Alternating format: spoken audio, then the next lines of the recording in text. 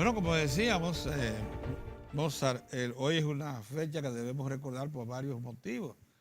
Hoy es el 17º aniversario de Diario Libre. Un gran periódico. Un gran periódico. Sí. Un esfuerzo que comenzó con Aníbal de Castro al frente y que ha proseguido con Adriano Miguel, que le ha mantenido la calidad alta de ese medio informativo. Con su propio sello. Con su propio sello, lógicamente.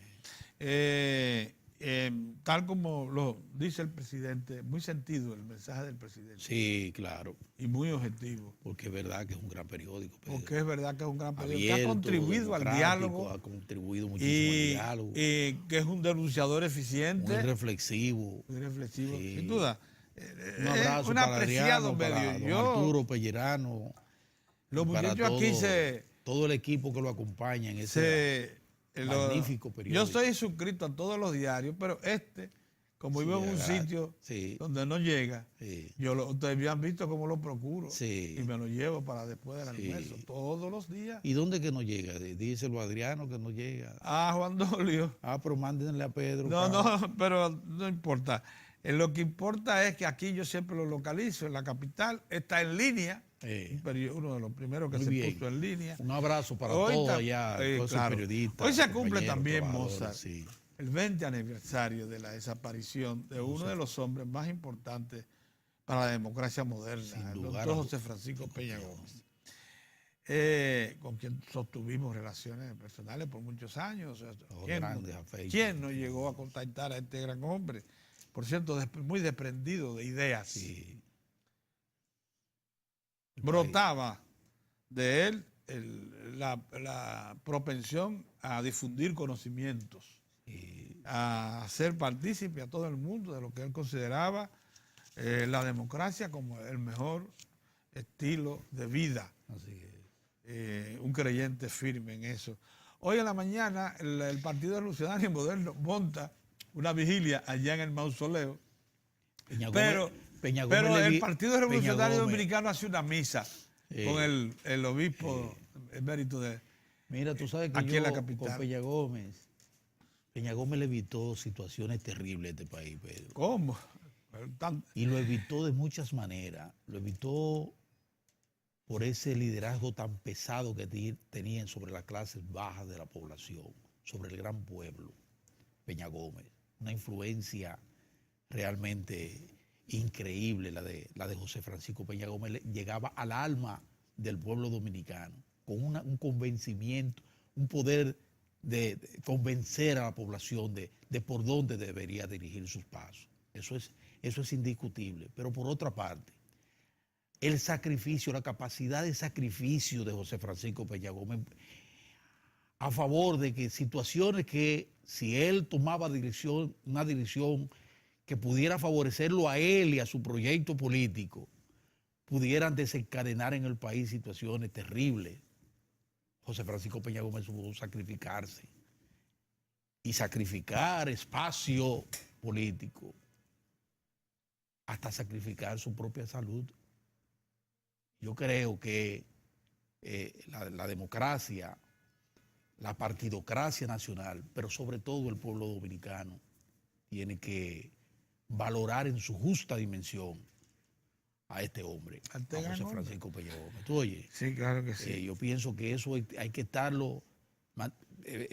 mantenerlo en forma permanente en la conciencia nacional, porque esta historia reciente, si ha habido un líder que asumió esa postura que acabo de descifrar aquí, ese se llamó José Francisco Peña Gómez, que junto con el patriota Juan Bosch, pues constituyeron un binomio formidable para la democracia que hoy nosotros tenemos y que debemos seguir mejorando. Mozart, se firmó un acuerdo ayer.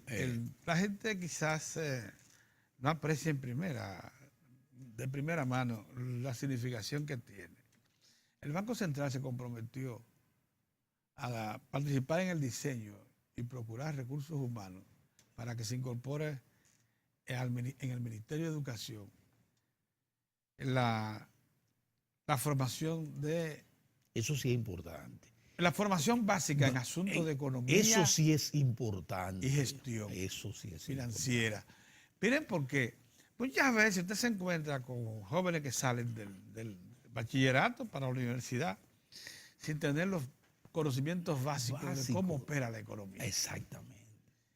Ni siquiera de cómo opera el sistema financiero y eso, de cómo se toma cómo el sistema financiero forma parte básica de cualquier programa de desarrollo. Cierto. Entonces, esa organización, esas cosas que son simples para nosotros porque estamos en medio mismo de la cuestión, es mucho más importante que lo sepa alguien que procura, ya que se está incorporando Así es. al conocimiento más alto y que usted lo tiene en la antesala de ser un empleado público o privado. Pedro, pero qué bueno que tú pones en alto relieve ese acuerdo entre y fíjense que el carácter que le quisieron dar el gobernador Héctor Valdés Albizu, sí, y el ministro de Educación, sí, firman el acuerdo porque saben perfectamente la repercusión que eso tiene.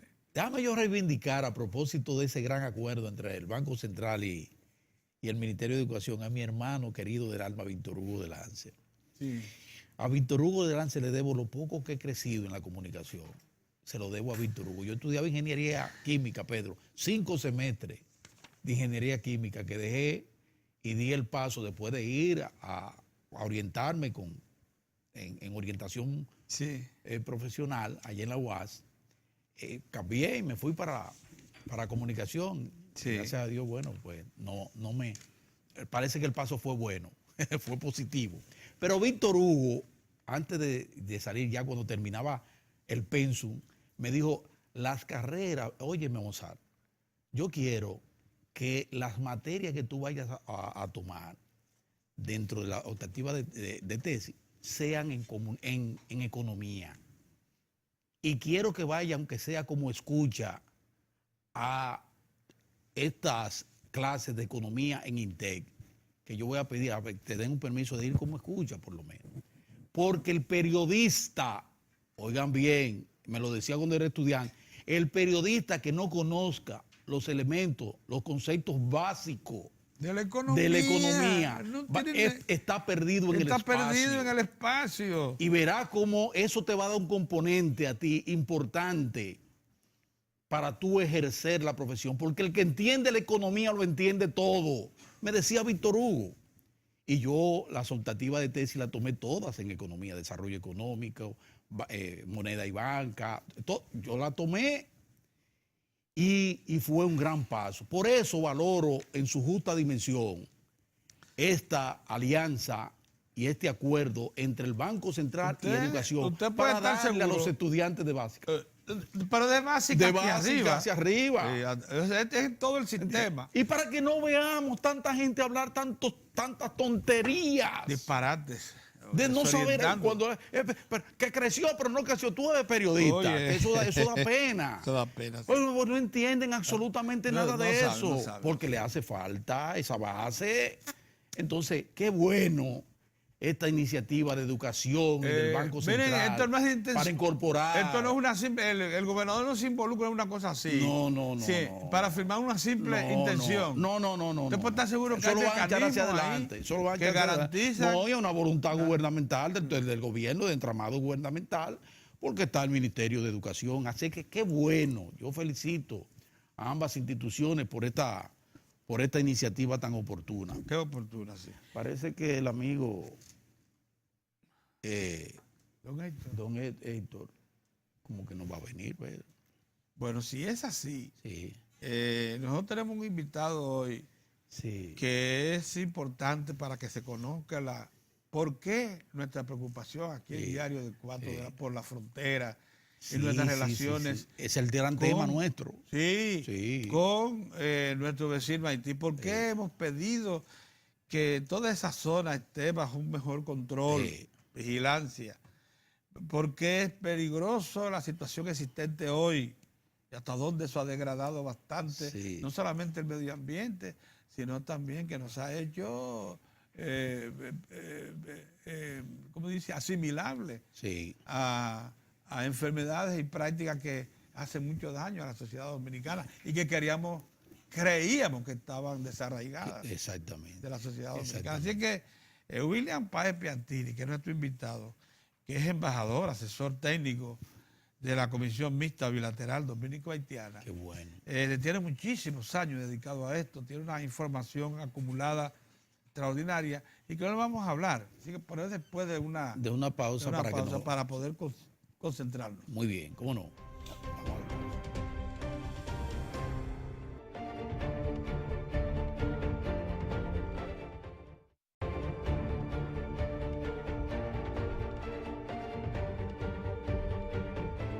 Bien, señores, contamos de nueva vez en Diario de Cuatro con la presencia del coronel retirado William Páez Piantini. Él es el embajador, asesor técnico de la Comisión Mixta Bilateral Dominico-Haitiana. Con él, nosotros cuando queremos actualizar lo que es una preocupación constante de Diario de Cuatro, que es en la zona fronteriza, las relaciones con nuestros vecinos, la manera como debemos tomar ya control de esa situación, hemos tenido que procurarlo siempre. Buenos días. Buenos días. Coronel. Buenos días, buenos días. Es mejor llamarlo embajador, porque ya los tiempos de la milicia lo dejamos atrás. Sí, realmente no me preocupa mucho si es embajador o es coronel, ¿no? Como usted le plazca, no hay problema. Sí. Él reivindica, Pedro. Qué bien, qué bien. Su condición de guardia. Mire, nosotros tenemos una agenda con usted para hoy, pero nos gustaría comenzar por lo que pudiera ser el principio de la cosa. ¿Cuál es la línea fronteriza con sus dimensiones exactas?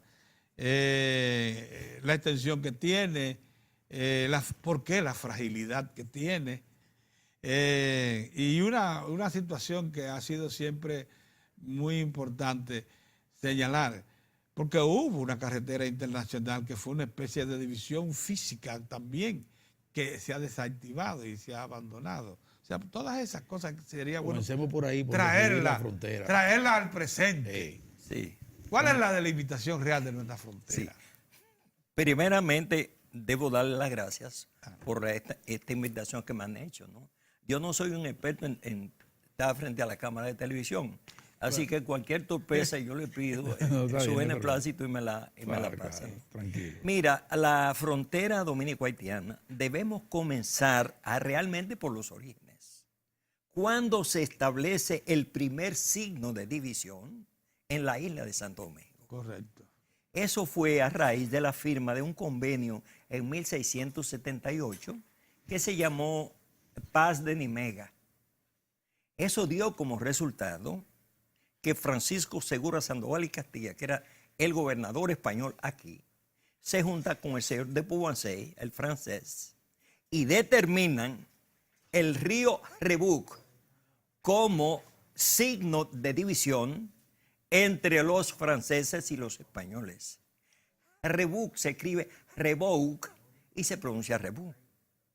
Realmente eso nunca funcionó, porque los franceses nunca dejaron de tratar de penetrar y los españoles por evitar esa penetración. Y diariamente en ese río habían conflictos. Un Rebuc. Exactamente. Esa palabra que hoy la conoce todos los dominicanos la conocemos. Esa es la etimología de la palabra. Esos son los orígenes. Ese es el origen de esa palabra. Sí. Los enfrentamientos que ocurrían en ese río, ¿no?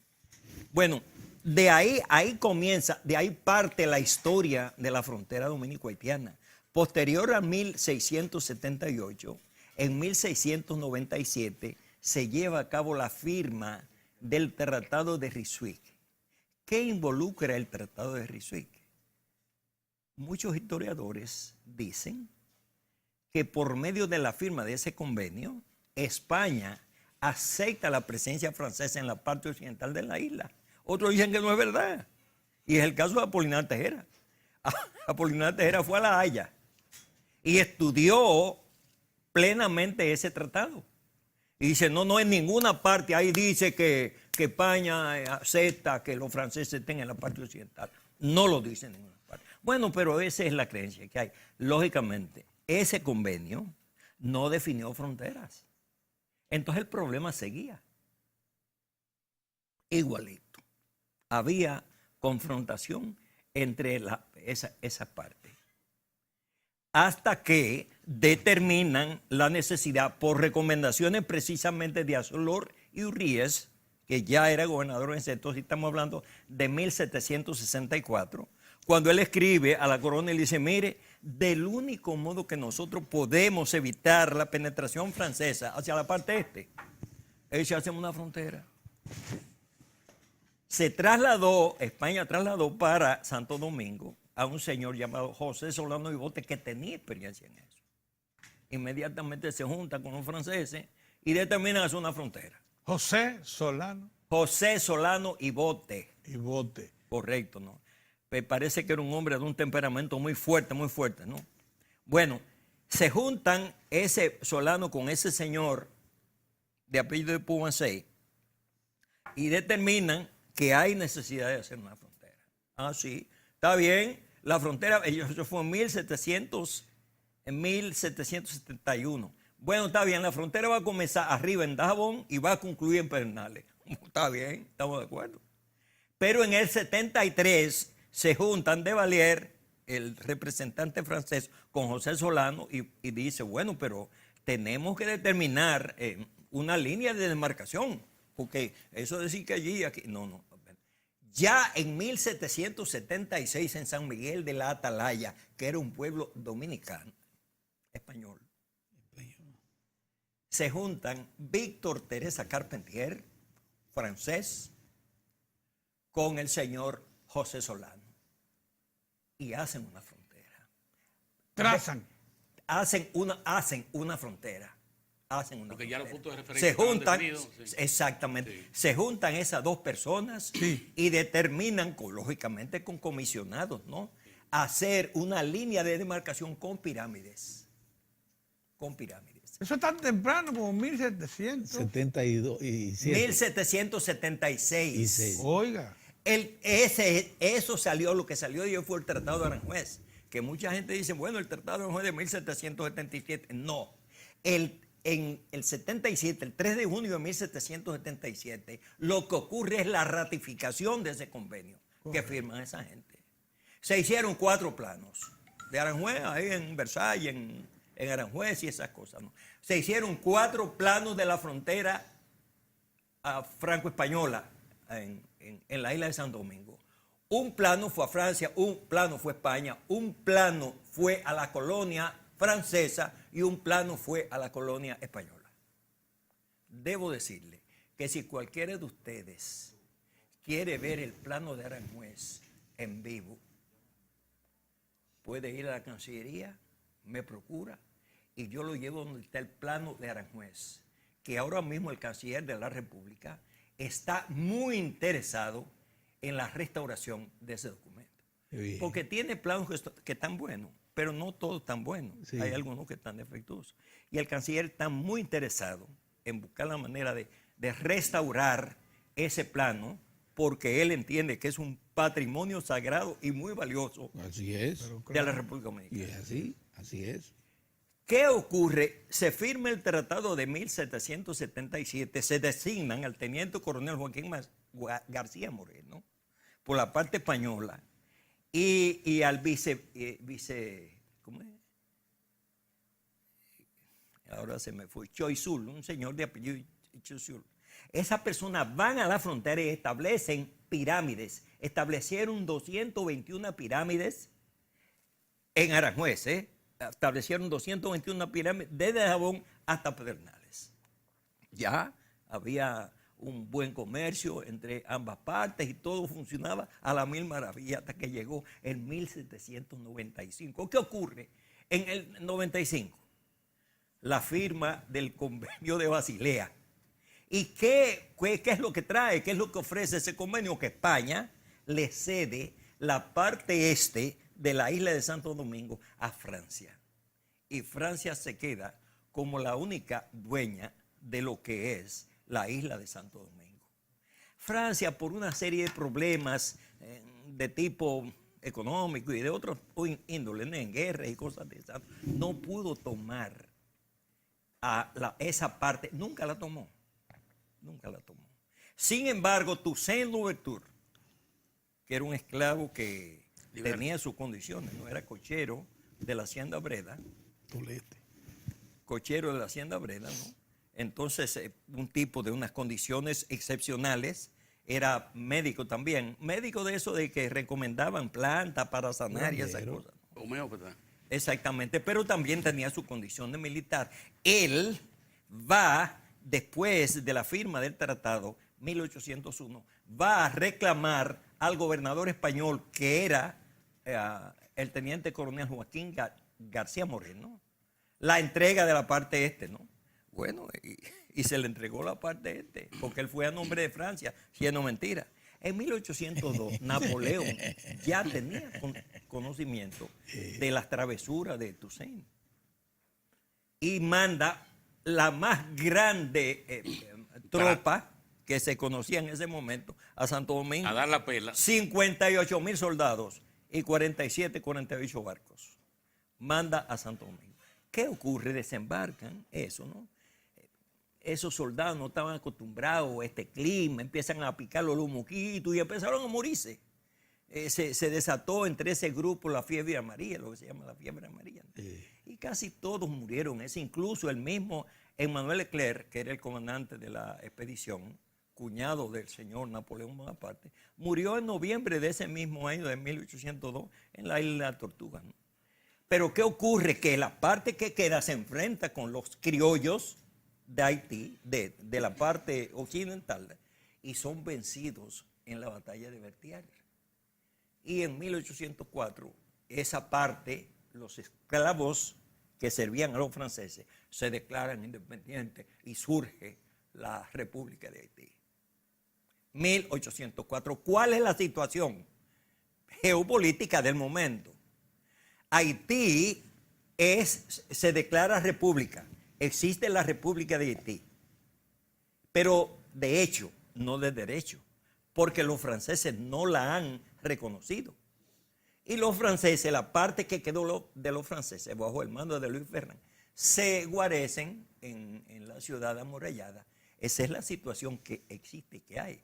Dessalines, que el presidente de la República de Haití, dice hay que erradicar totalmente a los franceses. Vamos para allá. Y en 1805 hay una expedición que coge de Haití para Santo Domingo a comerse a los franceses. Bueno, cuando ellos llegan, le hacen un cerco, los sitian. A propósito de que los franceses no tuvieron oportunidad de salir a abastecerse. Y por inanición, rendirse, poner la bandera blanca. Por fortuna o por lo que sea, una escuadra francesa con asiento en Martinica, que está haciendo ejercicios en la zona, divisa en la fuerza, que era como se llamaba, la torre del homenaje, la bandera francesa, y acuden a la bandera francesa y se encuentran con el fenómeno. Y Luis Ferrán le explica, sí, estamos sitiados. Y no, ¿qué es lo que necesitan? Víveres, gente, armas, lo que sea, aquí está. Ustedes pónganse al frente. Y la escuadra se retira rumbo oeste. Y Jean-Jacques Dessalines con su gente entiende que es para Haití que van y que van a acabar con ellos. Porque hasta ese momento no lo han reconocido, ¿no? Lo reconocen en el 25 y lo reconocen de una manera muy particular, con una escuadra fundida y tiene que pagar 150 millones de francos. Y si no hay reconocimiento, está bien, vamos, estamos de acuerdo. Así es como Francia reconoce la independencia haitiana. Bueno, se retiran y Jean Dessalines supone que van para Haití. Salen, levantan el sitio y cogen rumbo a Puerto Príncipe. Ahí es donde se lleva a cabo el famoso degüello de Moca, que está bautizado como degüello de Moca. Pero realmente degüello de Moca no fue degüello de Moca. Fue degüello desde que ellos salieron de la capital. Comenzaron a degollar. Sí, porque fue parte de su estrategia, donde perdimos todos los idiomas. Sí, hay un haitiano que se llama James Price Mather, que a decir de Peñavalle era el pensador más puro que tenía Haití. Ese hombre describe lo que hizo Haití en esa retirada mejor que nadie. lo que fue la batalla, lo que fue el degüello, nosotros hemos oído hablar de eso, pero no lo conocemos en detalle. Ese Price Mar describe lo que fue aquella barbarie. Bueno, esa brutalidad. Una salvajada. Hasta aquí ustedes no tienen ninguna pregunta que formular porque pueden hacerla. Si tienen alguna inquietud. No, estamos, aquí estamos tenemos nuestro soporte histórico. Estamos con Héctor atención. Tineo. Buenos días, don Héctor. Buen día, don Pedro. Buen día, don Pedro. Eh, En esa parte, esto que señala de Moca, era parte, porque si toma, habían quemado Monteplata, donde era como parte de su estrategia de guerra, donde perdimos, en la retirada acabamos con todo lo que encontramos en el camino. Y entonces eso es lo que explica que la gente incluso iban a la parte alta. La gente blanca se situaba en la parte alta, porque cuando iban en retirada, los haitianos lo que pensaban en un blanco es un francés, y por eso era que borraban. Hay un detalle Sí. y es que la acción tomada por Jean-Jacques Dessalines Sí. obedece a que los criollos eran amigos de los franceses y tenían que ser considerados como franceses. Y eso no se podía tolerar. Había que acabar con todo. de ahí, sí. Exactamente. La erradicación. Una concepción falsa por el hecho de que quien posteriormente en 1808, 1809 acaba con los franceses en la reconquista, en la famosa reconquista, es precisamente Juan Sánchez Ramírez, un criollo. Sí. Es el que acaba, es el que concluye De la batalla de la Palicao. época de Francia, Sí. exactamente. La época de Francia en Santo Domingo. Sí. Y ahí comienza aquel periodo famoso Muy de bien. la España boba, que concluye en 1821. Hay un detalle muy interesante que debemos tomar en consideración. ¿Qué ocurre en 1801? 1821. ¿Qué ocurre? Un detalle trascendente. Jean-Jacques, octubre de 1821, Jean-Jacques Dessalines, Jean-Pierre Boyer, presidente de la República de Haití, dicta un decreto territorial en donde se apodera de las aguas, del total de las aguas del lago del fondo. Ese lago del fondo que se llama lago del fondo, lago Azuay, laguna del fondo, está en Sumatre, todos esos nombres los tienen, ¿no? Era compartido, eso no era haitiano, ese era un lago compartido. Y Jean-Pierre Boyer, por un decreto, lo declara de la soberanía total de la República Haitiana. Y tú ves cuando se está trabajando en el Tratado del 29, como nuestro canciller Rafael Augusto Sánchez le escribe una carta al canciller haitiano reconociendo la soberanía de las aguas y pidiéndole permiso para que los lugareños que vivían próximos al lago pudieran usufructuar las aguas del lago del fondo. Resulta que, bueno, sí, a veces tú puedes ver que un pescador dominicano va, pero los haitianos no están con eso, los haitianos están con defender su lago. Pero ¿qué ha ocurrido? Que después, a partir de 2004, el lago del fondo ha crecido en una forma descomunal. Ese lago se mantenía a 13.90 metros sobre el nivel del mar y alcanzó los 20 metros.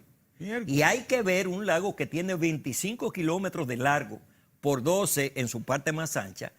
Subir esa cantidad de metros de su nivel es terrible, ¿no? Claro, y que dé el mensaje que incluso la vía, esa vía van a tener que subir arriba, en la montaña. Exactamente, esa Sí. vía a donde se practica el Sí, mercado sí. de Jimaní es precisamente en el curso del lago. Sí. Y eso sí ha inundado, pero aún se practica, aquello es un infierno. Cuando tú vas a ese mercado, lodo donde quiera, agua donde quiera. Y cuando no hay lodo ni agua, el tumulto y ¿cómo se llama? Las carretillas. Y que, bueno, tú tienes que tener un cuidado terrible. ¿Qué tú quieres decir? Embajador, Vamos al ese Haití es de el hoy. origen histórico. Vamos al Haití de Sí. hoy. Exactamente. Vamos al Haití Vamos al Haití de hoy. y ¿Qué a la- queda y a la de esa fro- y a frontera? la frontera de hoy. ¿Y de qué manera esa frontera se ha Sí. convertido en esa depredación que muestran esas fotos que usted acompaña? ¿Usted quería decir algo? Sí, y sobre todo hacer una precisión en esa parte, porque es que eso es lo que deja como una especie de síndrome de la indefinición. las dificultades para definir la línea fronteriza, porque siempre le deja a la otra parte como una especie de duda. Sí. O sea, de no entender una división. Vamos a entenderla Sí, ahora, ¿no? sí. Sí, vamos a salir de aquí entendiendo la frontera. Sí, eso es importante. Por favor, ¿no?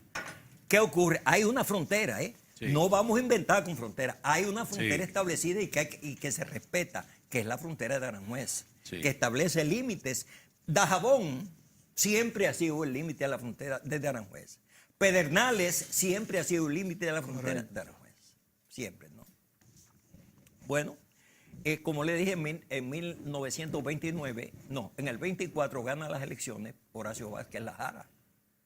Sí, Y es amigo de Luis Bornó. 15 de marzo de Tiene 1924. buenas relaciones con Luis Bornó. Sí. Se juntan inmediatamente para establecer una frontera. ¿Por qué razón? Si hay una frontera. Porque luego que nosotros nos declaramos independientes, surgió un periodo de guerra desde 1844 a 1856. Y en ese conflicto la frontera se sufrió transformaciones, eso en la parte central. Entonces, ya la frontera era motivo de conflictos entre haitianos y dominicanos. Por esa razón, en 1929 se determina llevar a cabo una nueva frontera.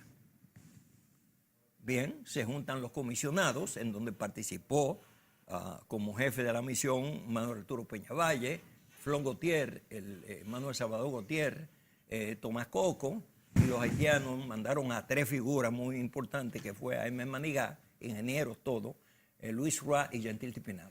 Esas personas se juntan, se van a la frontera y comienzan a trabajar el 3 de junio de 1929. ¿A trabajar en qué? En la construcción de la frontera que tenemos hoy. Sí. Bien. Están 18 meses trabajando y ya la frontera prácticamente está terminada. Prácticamente la frontera ya está terminada. Pero los haitianos presentan 5 dificultades de interpretación. ¿En qué consiste una dificultad de interpretación? Bueno, que los comisionados van caminando, cuando llegan específicamente, voy a decir esto, ¿no? Llegan a la confluencia del río Dajabón con el río Capotillo. Los haitianos dicen que la frontera sigue el curso del río Dajabón y la Comisión Dominicana dice no, a partir de este punto lo que define la frontera es el arroyo Capotillo o Bernal. Esa es una dificultad de interpretación. Se anotan y siguen a donde coinciden. Tuvieron 5 dificultades de interpretación y los haitianos dejaron de ir a las conversaciones. Se suspendió oficialmente el 27 de diciembre de 1930, se suspendieron los trabajos de definición de la frontera. En el 33, Trujillo recibe una llamada, ya Trujillo era el gobernador, el gobernante, ¿no? El jefe del Recibe Estado. una llamada de Moisés García Mella que le dice, jefe, los exilados, óigame bien, eso no está escrito, no lo van usted escrito en otra parte. Jefe, los exilados enemigos del régimen en Cabo Haitiano están cogiendo fuerza. Usted tiene la necesidad de juntarse con Estenio Vicent y apelar al artículo 33 de un tratado que se firmó en 1874 sobre paz, amistad, comercio, navegación y tradición. ¿Qué dice ese artículo 33? Que un gobierno no puede permitir personas que atenten contra la estabilidad del otro Estado. Sí. Tiene que sacarlo de allá o tiene que tomar en cuenta eso. ¿Esa es la reunión? No exactamente, pero ahí están los personajes, ¿no? Ahí Los está personajes. ahí está Estenio Vicent, que está al lado de Trujillo. Del lado de Moisés García Mella, que está al lado del jefe, está Flon Gautier y está Casimiro Gómez, que trabajaron en eso, ¿no? Y en la parte haitiana está Luis Roa, que es el jefe, está Gentil Tipinauer y está Eli Lescott. Eso es, y al lado está Estenio Vicent. Ese es el grupo de personas que realmente tuvieron la responsabilidad de eso. Pero ¿qué ocurre? Trujillo viene y se junta con Estenio Vicent y empiezan a hablar. La prensa entera habla de que los presidentes se juntan con el propósito de resolver el problema de la frontera. Trujillo fue con su equipo de periodistas y cosas de esas, y los haitianos también, ¿no? Y lo que se habla y lo que se dice y lo que se publica es que no es el problema de la frontera. Y efectivamente, ese día de la reunión se juntaron Juana Méndez y hablaron sobre la frontera. Pero en la tarde, en reciprocidad, Estenio Vicente visita Haití y Trujillo le dice, no, tú tienes que sacarme esa gente. ¿Para dónde tú quieres que te lo mande? No, lejos de allá. Entonces, Estenio Vicente cogió esos exilados que habían en Cabo Haitiano y los trasladó como si dijéramos desde Montecristi para Samaná. Una cosa así. Había comunicación como hoy, imagínese. ¿Usted me permite tomarme un traguito de agua? Sí, Oh, como pero no, claro. válido. Adiós. Claro que sí. En ese momento no había la revial de hoy, imagínense que Claro. le dijeran de Jimaní Y- mandarlo a Samaná. Era un No era- castigo, un sí. castigo, sí. Incluso los vehículos se volcaron, Sí, se sí, murieron es un una desastre. cantidad de personas. Bueno, concluye el 34, Trujillo hace una visita de cortesía a Haití, a donde determinan ya definitivamente el problema de las dificultades de interpretación. Entonces, pero Trujillo dio un espectáculo allá, porque Trujillo va allá y en una que se ha tirado 2 o 3 Carlos I, en una actividad que había, en un desfile, ¿no? Él se baja la manga y hace esta operación. Espérate, hace esta operación. Yo quiero declarar ante el mundo y ante mi conciudadano que por estas venas corre una alta proporción de sangre africana. Y entonces se apea y va y besa la bandera haitiana. Trujillo se ganó Haití. Ustedes conocen Puerto Príncipe. Sí, claro. La avenida principal, la Jean-Jacques Salén, esa avenida se llama Avenida Generalísimo Trujillo. Se llegó a llamar. Se llegó a llamar y se llamó por un tiempo. Como también cuando tú sales de Montecristi que va para Jabón, esa recta que hay, se llamaba Presidente Estenio Vicente. Y eso duró llamándose Presidente Estenio Vicente hasta el 2010, que le cambiaron el nombre por Manuel Aurelio Tavares Justo, que es como se llama ahora. Pero es hasta el 10 estuvo llamándose Presidente Estenio. Eso es lo que pasa, es que nadie ni le importaba el nombre, ni sabía tal vez lo que era. Sí, lo que era. Ajá, ciertamente que sí. Bueno, eso sucede. ¿Qué hacen los dos presidentes que firman lo que se llama el protocolo de revisión de 1936? ¿Qué ocurre en el protocolo de revisión? Ustedes conocen a Elías Piña. Sí. La carretera que comunica a Elías Piña con Belader es haitiana. Pero esa carretera no era haitiana. Esa carretera era dominicana. Y toda esa parte de ahí, eso no se llamaba Cachimán, eso se llamaba Rancho Mateo. Y ahí había un comando dominicano, después de la vaina de... Dios, excúsenme, Sí, después de los problemas de Sí, 1936, había un comando dominicano ahí, eso se llamaba Rancho Mateo. Entonces las discusiones, como me dio el problema de que a Trujillo lo complacieron sacando los exilados, los haitianos le dicen, no, pero nosotros queremos que esa carretera sea haitiana. Entonces se modificó el trabajo, el convenio se modificó y estableció que la frontera iba a partir del eje de la carretera, 15 metros del eje de la carretera, iba a la línea de embarcación conforme a la carretera hasta que tocara el arroyo Carrizal. Ahí le cedimos nosotros una cantidad de territorio. Bueno, se conforma la frontera, ya tenemos la frontera. Hubo una dificultad que fue la segunda, que fue la carretera internacional. ¿Qué es la carretera internacional? La carretera internacional es un tramo de carretera de 48 kilómetros que está ubicado entre Pedro Santana, no específicamente, la mitad del puente sobre el río Ortibonito, que es un puente que tiene caracteres internacionales, hasta la mitad del puente sobre el río Libón, que también tiene caracteres internacionales. Eso es lo que conforma la carretera internacional. La carretera internacional costó $450,000. Los haitianos aportaron $225,000 y nosotros aportamos $225,000. Esa carretera no es una carretera interprovincial, es una carretera internacional que nosotros no podemos tocarle de manera unilateral a esa carretera, porque es la frontera. El eje de esa carretera constituye lo que es la línea de demarcación ahí en. Que por cierto, ¿usted cree que debe retomarse esa carretera, rehabilitarse y darle esa vocación de ser divisoria? espérate, que hay algo peor, que ni los haitianos ni nosotros nos hemos ocupado de eso.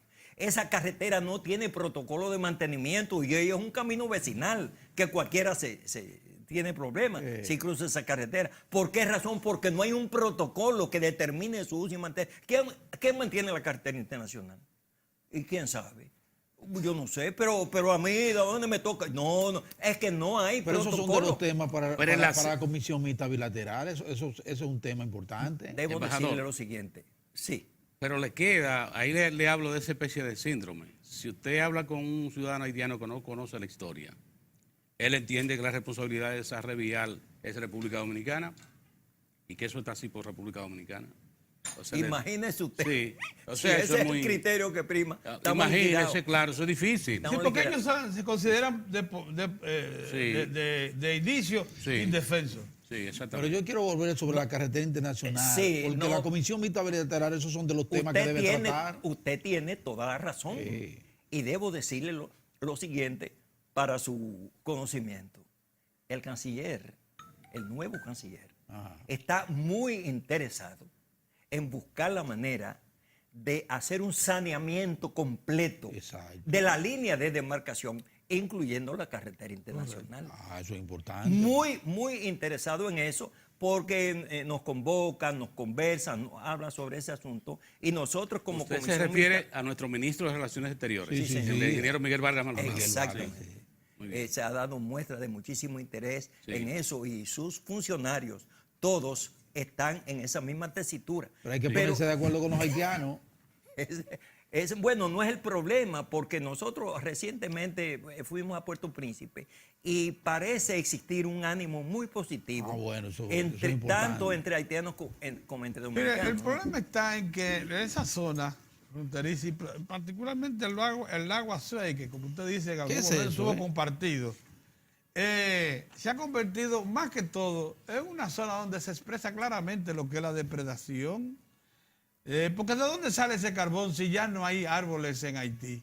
Ese carbón que está ahí. Permítame que le diga, hay una zona, esa fotografía muestra una cantidad de palos que dan la impresión de que son leña. No es así. Esos palos que usted ve ahí son propios de una planta que es endémica de esa región, que se llama guaconejo. El guaconejo es una planta muy particular que se utiliza luego que se procesa para extraer un aceite que se utiliza en la elaboración de perfumes. La industria doméstica. Sí. Exactamente. No. Entonces, ¿qué está ocurriendo? Pero eso se lo están llevando. Pero en contubernio con dominicanos. Por supuesto. Haitianos en contubernio con dominicanos están acabando. Y ahí, en esa fotografía, allá usted está viendo el guaconejo y en esta parte está viendo carbón. ¿Qué está ocurriendo con el carbón? En el fondo está el guaconejo. Sí. El guaconejo está precisamente al lado, a donde están Pon la foto otra vez, pon la foto. Ahí, el director, sí, la foto. El guaconejo, todos esos palos que tú ves que parecen ser leña, no es leña, eso es guaconejo. Ese guaconejo lo procesa un francés que está en Puerto Príncipe. Un depredador. En esta parte, exactamente. Y después se perfume. Es una planta endémica de esta parte. Y después se perfume del mundo. Y ese perfume del mundo, ese barbarazo. Exactamente. Y todos lo conocen, ¿verdad? Pero mira, vamos a hablar sobre el carbón. Sí. El carbón, nosotros tenemos una zona que se llama la Gran Sabana, que está desde Jimaní, se extiende hasta Las Lajas.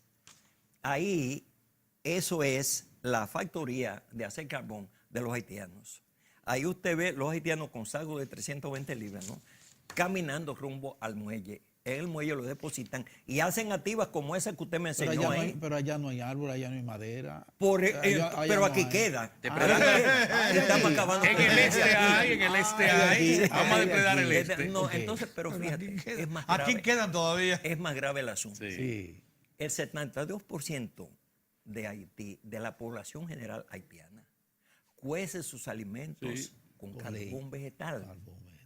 Pero además de eso, ustedes no tienen idea de la cantidad de carbón que hay que procesar durante un día para mantener eso. Es toneladas, cientos de toneladas diarias. Muchos los árboles que hay que tumbar aquí en República Dominicana para hacer ese carbón para Haití. ¿Y cómo se explica entonces que Medio Ambiente le concede permiso a una compañía que se llama Banolillo, que está en Juancho, Sí. que tiene permiso para contar 257,000 árboles para hacer carbón. Le dan el permiso. Y no estamos en el año de la ¿Cómo se agroreforesta explica y de la que eso puede estar sucediendo en este momento? Sin embargo, sí. Pero lo que quiero decirle es lo siguiente. En Puerto Príncipe hay una industria del carbón. ¿Qué ocurre? No es solamente para el consumo de la población. Es que hay una industria que coge el carbón, lo trasvasa en saquitos pequeños, Y lo mete a la le Florida, pone un letrerito bonito, ¿no? a la Florida. Y eso se manda para Estados Unidos y para Europa. para hacer Para la carne. chimenea. Es para la un chimenea. negocio, exactamente. Para las es carnes un y las negocio cosas. formal el que hay establecido. Eso no tiene madre, Dios Bien, mío. con relación a las pirámides, quería decirle, como yo le dije, son 313 pirámides que conforman la línea de marcación. ¿Por qué yo le digo son 313 pirámides? Correcto. ¿Por qué yo le digo así? Y lo afirmo con seguridad. Porque hay un documento que reposa en las Naciones Unidas, enviado por los haitianos y por los dominicanos, que tiene la posición de cada una de las pirámides. Esas son las pirámides. Esas son las pirámides. Sí. Sí. Esa es una pirámide normal, esa es la 179. ¿Qué altura tiene? Ahí estaba el fuerte Cachimán. Ahí Sí. está el Ahí fuerte. estaba el fuerte Cachimán. Cachimán quiere decir mamón. Sí. Eso es la traducción de Ahí Cachimán. tuvo el general Es Duvergé. aquella fruta que se llama mamón. Sí, sí, sí, y eso sí. estaba nublado de mamones y le pusieron Oye, Cachimán. Ahí tuvo el general Duvergé que sudar mucho. Ciertamente Sí, que sí, sí.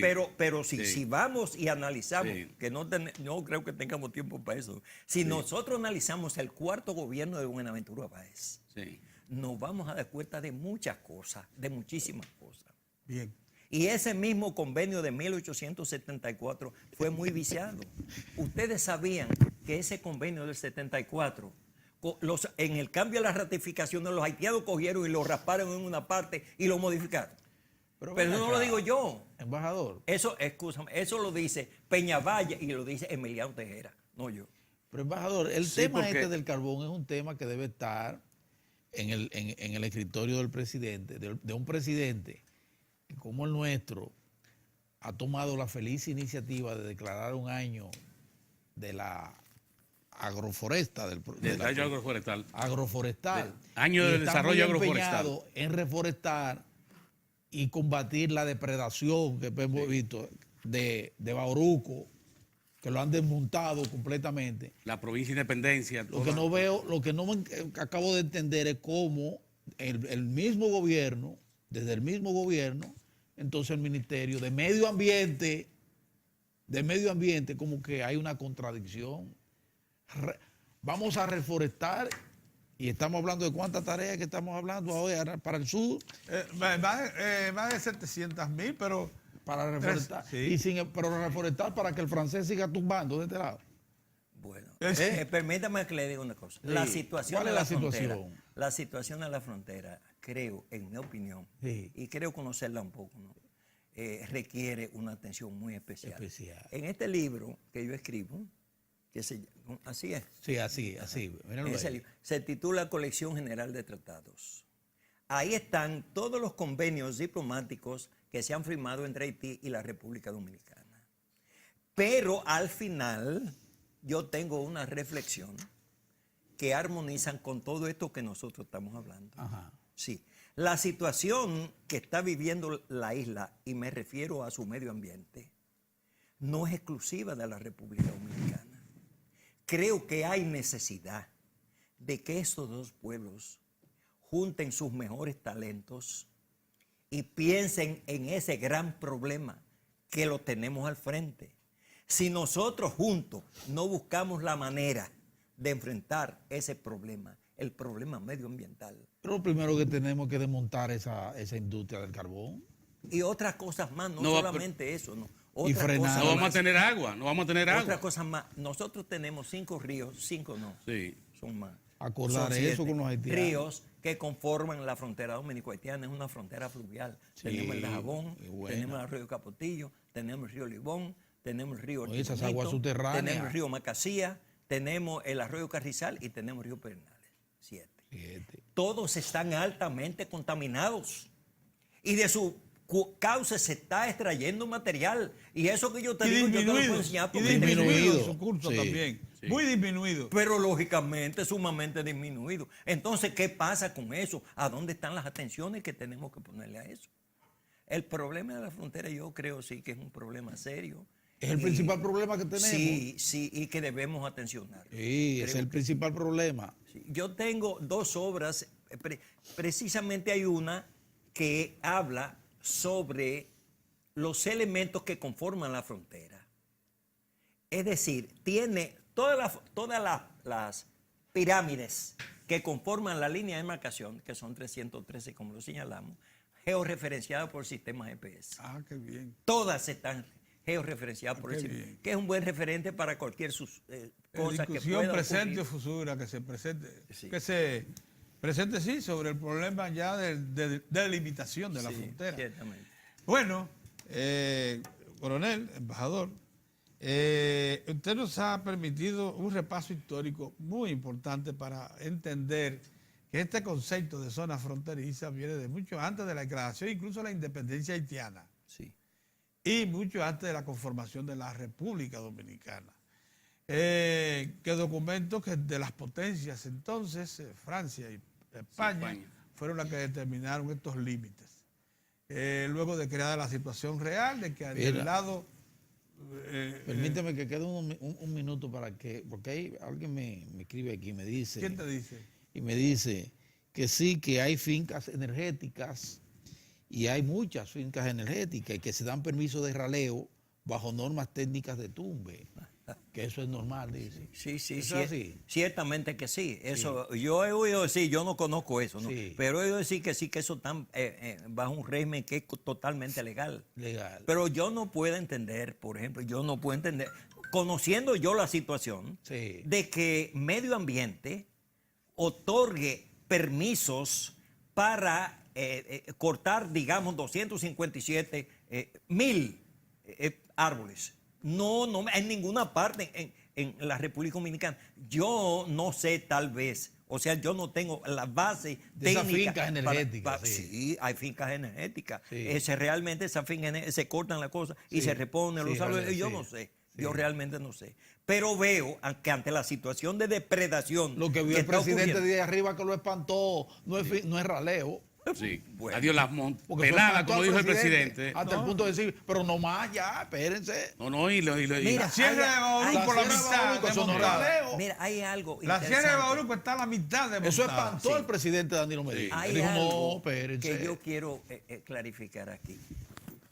En el río Limón, yo retraté un haitiano sacando material del río Limón. El río Limón, el sitio donde él deposita el material está como a 150 metros de un destacamento militar. ¿Qué ocurre? Si tú no puedes decir esos guardias, pero esos guardias no hacen nada, ¿y por qué no? Primeramente, tú tienes que educar al soldado. Claro. Nosotros, el ejército tiene en Capotillo una escuela que forma soldados para la frontera.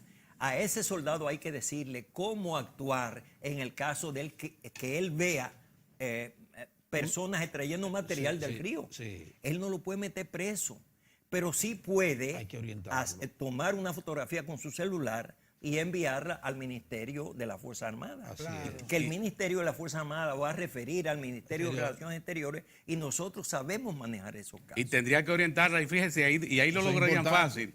Porque Sí, esos sumamente militares, importante. ahí lo lograrían fácil, porque esos militares que están ahí en Capotillo tienen una disciplina, son muy disciplinados. Sí, se dice que eso Sí. parece un Sí. campamento extranjero. Sí, de manera que si le dan la instrucción, eso Sí. lo ejecutan. Sí, no Sí, me cabe sí, la menor sí, duda. sí, claro. Muy bien, coronel y embajador William Páez Piantini, Sí. amigo nuestro, de los tiempos. Oye, qué No, y tiene- edificante. Y tiene un gran Sobre todo para aporte. un Le tema porque- que- agradece esto. Mire, esos trabajos que usted ha hecho son, No, desde el punto de vista documental, básicos para entender el problema. Pero qué bueno que la Cancillería está interesada Sí, en sí, el sí, tema sí. este de, Sí, sí, de sí, la... sí, sí. Nos trajo una buena noticia. Sí, para poner la a- Cancillería actual está interesada Sí, está en muy restablecer los interesada. límites originales Sí, sí, de la sí. frontera. Sí. Y a partir de ahí vienen las otras acciones, las otras políticas. Sí. Así que muchas gracias por nos ha trazado la situación tal como está hoy. Yo, el que se siente complacido soy yo, porque yo creo que sí que este tema debe darse a conocer, que todos podamos entender la situación que está viviendo la República Dominicana. Muchas gracias. Y gracias a ustedes también por su atención. Nosotros regresamos mañana.